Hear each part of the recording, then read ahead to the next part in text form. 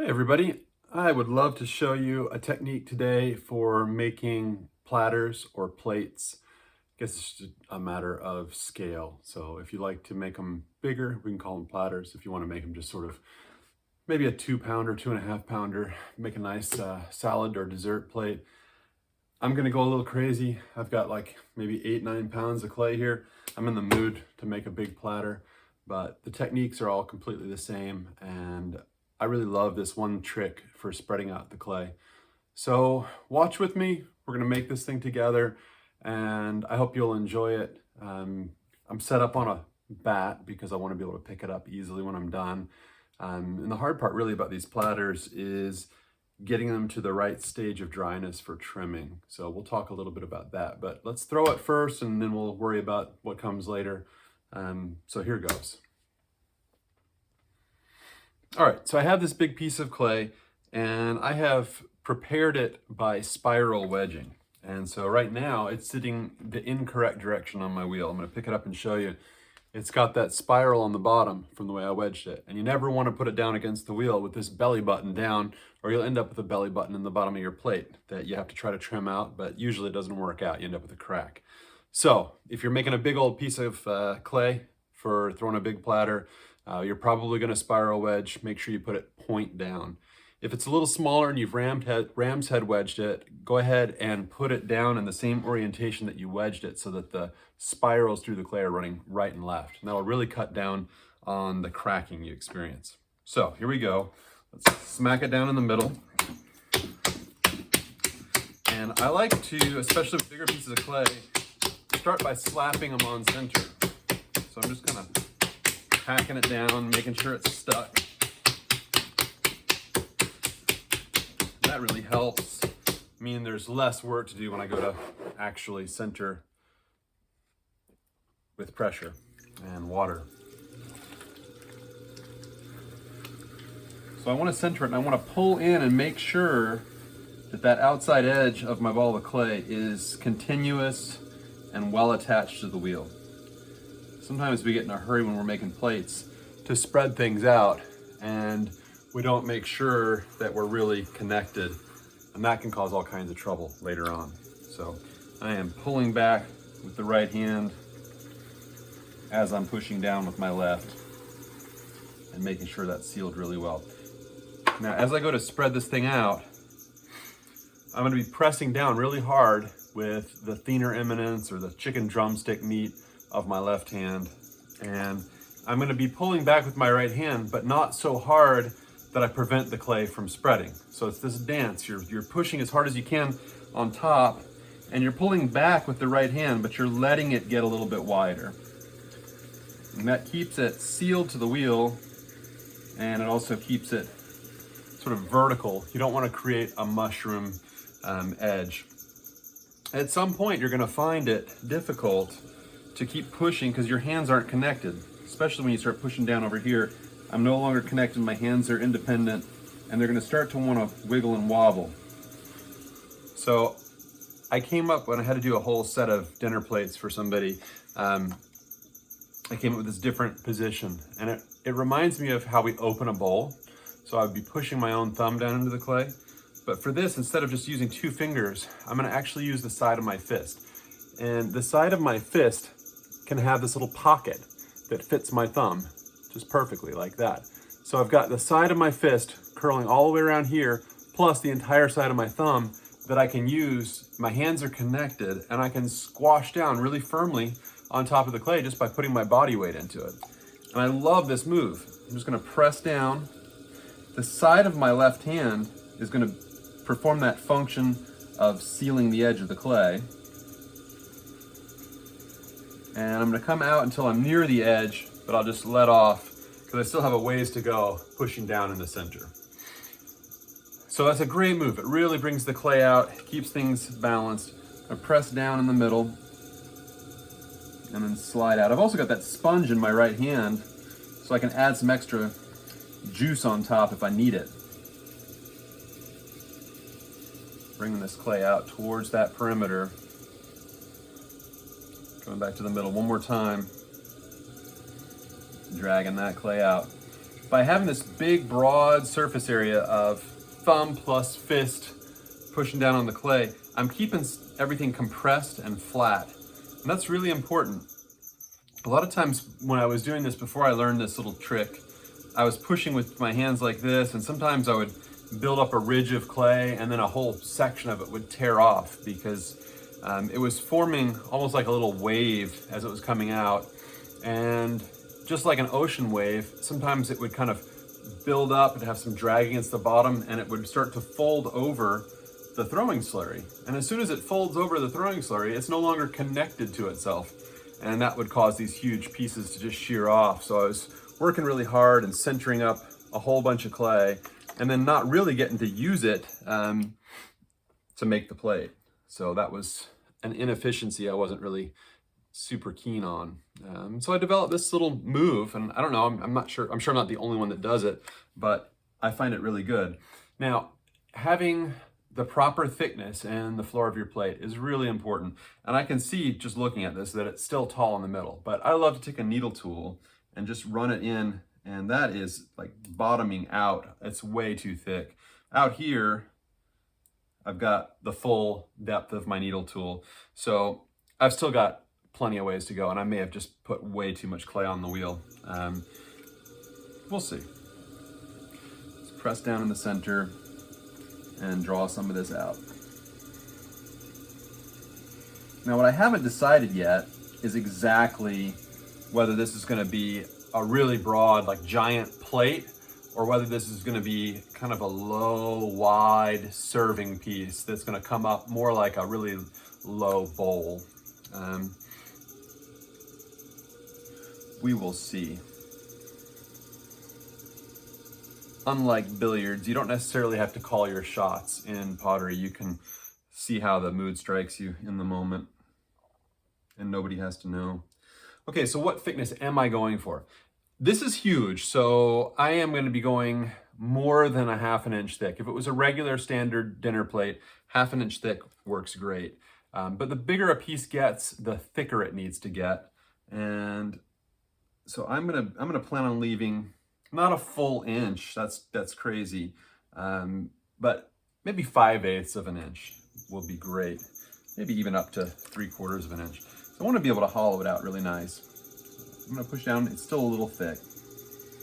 Pressing down on my own thumb, drawing this clay out. I'm trying to leave extra thickness out here at the perimeter because this is what is going to become the wall of my plate. So if I don't leave enough stuff here to work with, then I'm not done. It's no problem. I'm just going to have to dig up underneath it more to get a hold of some clay. And I like to be able to just start pulling like it's a bowl. So this is starting to feel level, and it's starting to feel like it might be a good thickness. So no harm in stopping and checking it again. So in the middle, I'm at about 3/4 of an inch. Same there, same there. So it's uniform. It's still a little thick. And draw this clay out one more time, and that'll help get rid of those depth gauge holes. And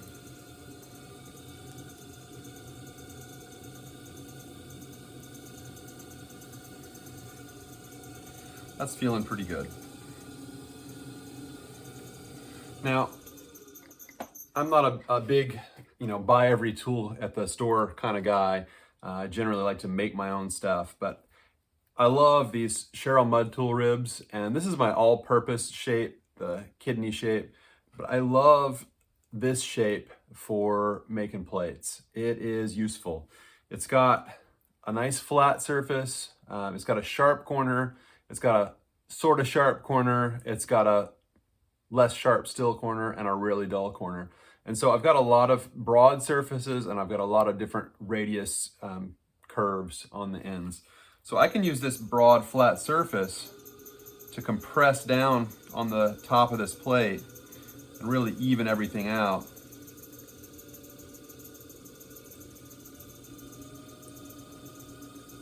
And I can get all the little ridges and kinks worked out. So So now I've got a nice broad surface that's been compressed really fully, and I've got this thicker clay out at the rim. Now I have to be careful because if I were to pull this out really wide, I would run into my splash pan. And whether I'm gonna go for the basically really wide bowl shape or more of a big platter, either way, I'm gonna pull it like a bowl, and I'll decide whether I wanna flatten down the rim into more of a plate or leave it kind of like a super low bowl.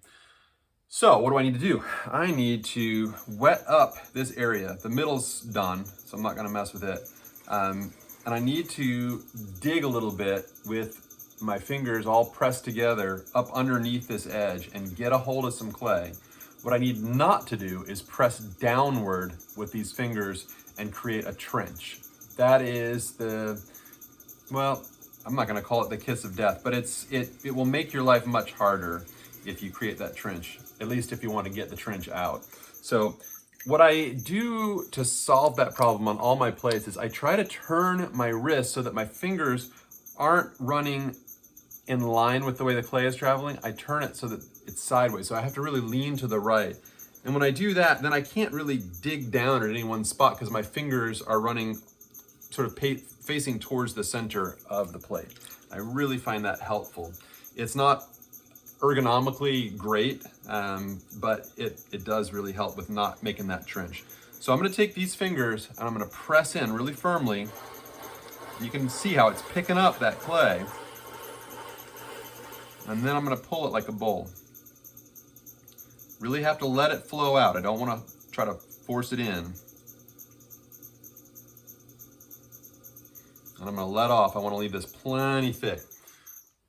All right, so just to review what I did, I really pressed with my outside fingers, got up underneath that clay, and then I kept these fingers running pretty flat so there was no indentation there.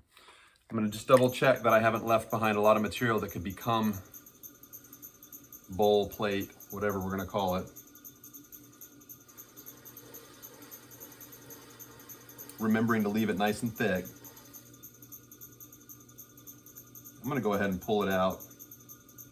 May end up as wide as the splash pan.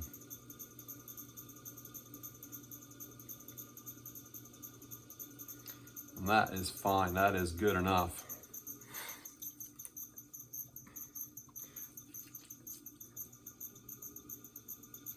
I'm gonna dry off this water off the top surface. First with the sponge, but I never ever under any circumstances like to leave the texture that sponged off clay makes. I don't find it attractive. It's scratchy and scritchy and just not nice. I love to rib everything. All right, so that has a very pleasing curve from the center all the way to the top. It just needs a little bit of refinement. And the catch is, I can't really fit my hand under there with the splash pan on. So I've got to be really gentle. If I push too much on this part that's out over unsupported space, I'm gonna collapse it down. So I'm gonna go back to that rib that I mentioned I liked along with the green rib. I like that yellow rib, so I gotta figure out where I dropped it. Thought I had put it into my bucket of water by mistake, but I am not finding it in there. There it is. It's like bobbing for apples. All right, of course I just splashed a big blob of water up onto the plate in one specific spot. So I'm gonna go ahead and just take that off because I don't need to make life harder on myself. All right, so I got the yellow rib. I'm gonna come in and just start in the middle and work this curve. I'm gonna tuck my fingers under there. I don't wanna push down.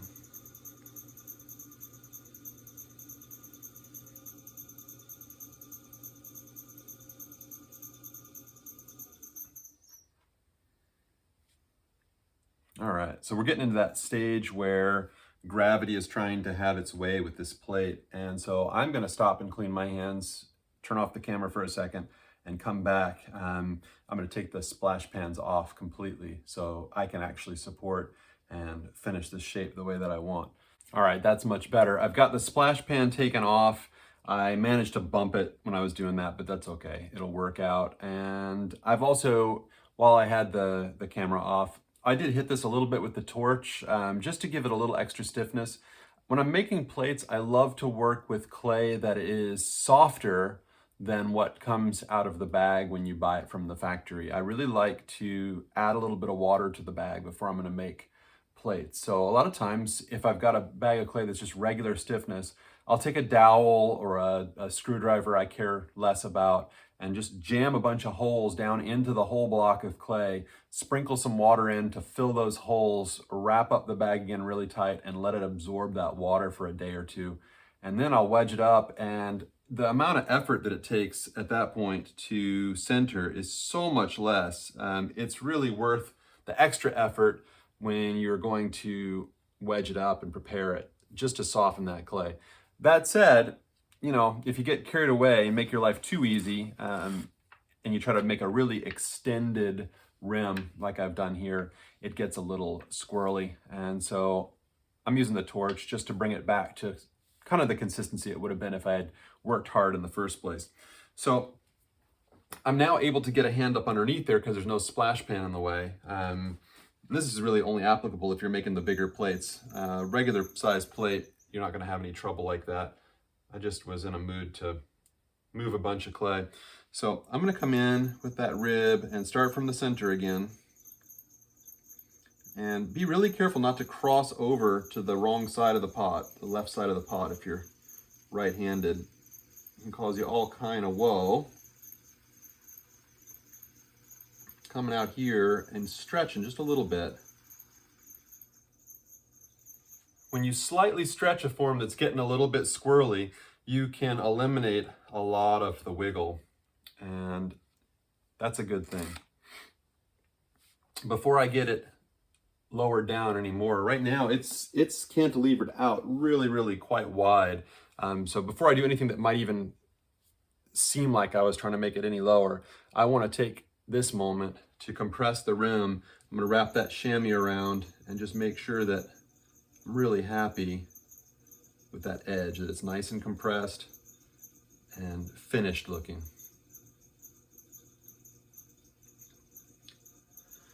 And then what I want to do to finish this form is impart some character that says, hey, this was made on the wheel. And so what I'm going to do, most of the time, it's easy to put a spiral in coming from the inside going towards the out, but when you stop at the rim, because of course we can't go through that nicely finished rim, you erase the outermost band of spirals. So what I need to do is actually create that spiral from the outside in. The trick is, as soon as you cross over the center line, what was smoothing becomes this gouging, lifting angle and causes all kinds of trouble. So I have to come from out here, rib towards the center, and then when I get to the center, I have to take off like the airplane is taking off from the runway as it's hitting that center point. Definitely make sure you're not too far away from you or too far towards you. You want to be right on that 3 o'clock to center line. And I'll give it a shot. Sometimes I don't get it right, and I have to come back and do it again, and that's okay. I'm gonna support with the rib on the outside and get started. And I'm gonna kind of work my way down gently, and then I'm gonna take my second hand and add more pressure when I'm over the floor. Notice my wheel is going nice and slowly. And I'm just gonna pick it up when I get to the middle. So it's not super dramatic, but it's decent. And it's probably where I need to call it good, just because this is so much clay and it's sticking out so wide. But you saw the idea. I missed the center by a centimeter. It's bugging me. I really want to go back over it, and I know I shouldn't. Let's just go for it. Worst comes to worst, you see me mess up a plate. We can say this is the end. This is the blooper reel about to happen here. So I'm gonna come in with the squarer side and just crisp up that rim. Ooh, that's nice. And then I think I'm gonna set that outside rib down for a second. And I'm just gonna gently start from the outside here. work my way down into that juncture. And now I'm gonna press like I really mean it. And working my way towards the middle. And this time I'm gonna pick it up correctly, right on the center. Oh yeah, that's better. Now, if you can't get the wheel to go slowly enough, it's really hard. You have to move the wheel a lot faster. This wheel is really nice. I've had this wheel forever, and it's got a nice slow start. And that's really, if you're ever looking to buy a wheel, that's the main thing I care about, is that that wheel will start up nice and slowly. And that's it. That's your big platter. Now, there is something that I like to do before I take the bat off of the wheel, and it really makes a huge difference in how easy it is to wire this pot off. I'm not going to remove any material at all, but I am going to take my wooden knife here, and I'm going to face the blade toward the direction that the clay is traveling, and I'm just going to slip the tip of the knife at the juncture between the clay at the base of the platter and the bat. I want to create just a little groove that's the starting groove for my wire to go in. So I'm gonna get my head down here so I can see what I'm doing, and I'm just gonna make a little groove. I never try to remove material, because if you stick that knife in there, you're bound to push a lump up into this profile. And right now I've got a really pleasant curve coming up to the edge. I like it. So that's all I'm gonna do. I just ran that thing in maybe a quarter of an inch, maybe not even that far, made a groove. And that way my wire will start tracking nice and horizontally in that groove and not right up into the base. One last little pass with the chamois because I can't stand myself. And we'll set this aside. So that's how you throw a big platter. A word about drying, and I'll probably come back and do another video on how to trim these big guys, but just a word about drying. Don't put this in front of the fan.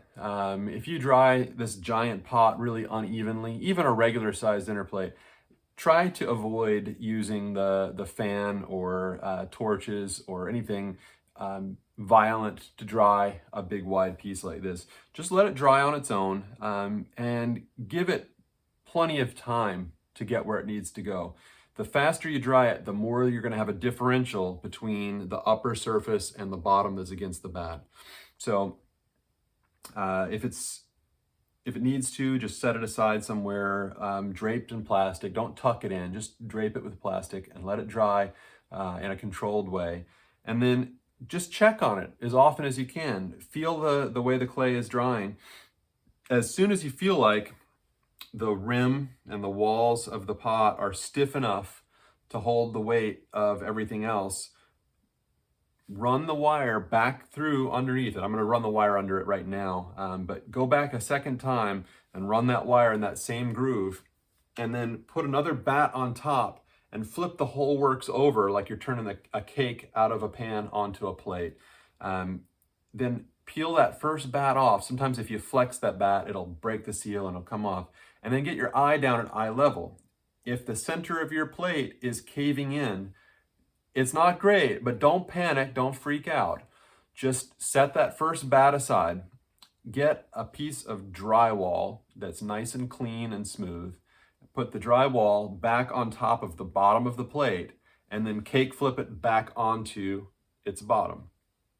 And then if you gently, with the palm of your hand, press everything flat down against the drywall, it'll be flat again. Let it dry for a while on the drywall. That's gonna pull moisture out of the bottom of it. And then you'll have a chance to put another bat on there and flip it back again and get it right for trimming. A lot of times I'll get it flipped upside down, and then I will wait an additional period for that bottom to dry up as much as the rest of the plate. Because a lot of times this will feel really nice and leather hard out here, and I flip it over and the bottom is just absolute gush. Drying in general on plates, a word, you want to make sure you dry it as soon as it can be on its rim, dry it the rest of the time on its rim. And the reason for that is if it's on its bottom, the bottom surface of the pot isn't exposed to air. The outer edge, the rim of the plate, is exposed on two sides. So it dries much faster than the middle, and that's going to set up the potential for cracks later on. So you want to dry it on its rim, on the bat, to the point when you can trim it. And then after you've trimmed it, just leave it that direction to dry the rest of the way. And really don't even move it off the bat until it's dry and ready to go on the shelf to be bisque fired. All right, so that's it. These are great canvases for glaze decoration. They're great canvases for slip decoration, painting. Jess loves to draw on these, so you can entertain yourself for hours with a nice big platter like this. And then it's awesome to pull something like this out for a big meal. If you've got something fancy to put on there, this looks great, or just a bunch of cookies or whatever you want to put out. You'll find plenty of uses for these big platters. And obviously dinner plates and things like that, you can never have too many. So thanks so much for your attention, and I hope you have good luck with all these stages. Go back and review the video. All those little tips for how to use your hand to smush the clay are really helpful, I find. And yeah, let me know how it goes.